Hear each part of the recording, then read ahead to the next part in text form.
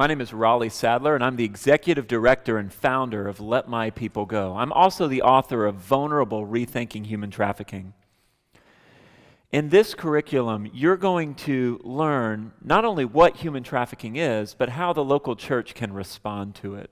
If you're anything like me, you hear about human trafficking and you're dumbfounded. You just don't know what to do. This is a $150 billion industry. It's impacting more than 40 million people worldwide. It's happening in cities and rural areas. It's happening where there is access to education and places where there is not access. It's happening everywhere there are vulnerable people. It's because human trafficking is the exploitation of vulnerability for commercial gain.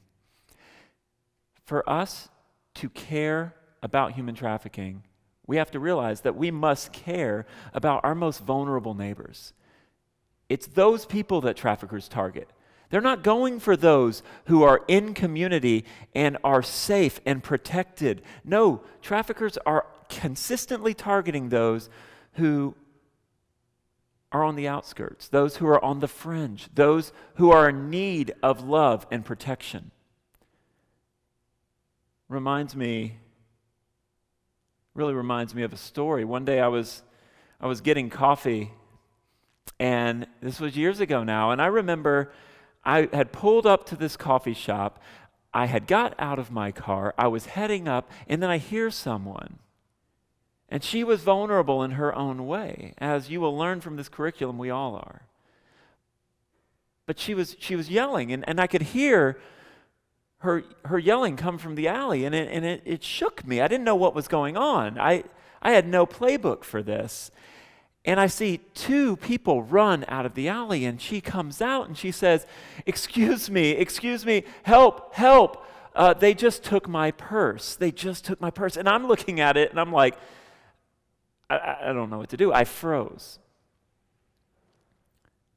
And then I was like, okay, I'm going to do something. I'm going to go get my coffee. So I get my coffee, but the whole time something is burning in within me. I feel like I'm letting her down. I feel like I'm letting the community down. I feel like I'm letting myself down.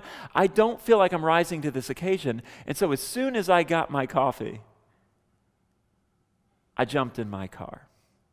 You see, other people at the coffee shop had already been mobilized. They jumped over the banister. They're chasing the people that had stole this young woman's purse.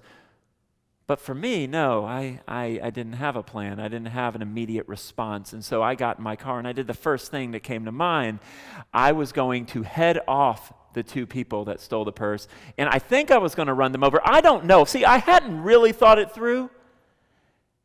And thankfully I didn't encounter them because I was doing the first thing that came to mind. Here's the deal with churches when it comes to loving your most vulnerable neighbor or fighting human trafficking. You're either going to do nothing because you're so overwhelmed, or you're going to do the first thing that comes to mind, which I will tell you is always the worst thing. It's never the right thing to do.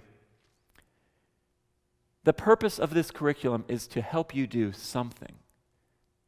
I don't want you to do everything, nor do I want you to do nothing or the first thing, but we want you to do something that will benefit your most vulnerable neighbor.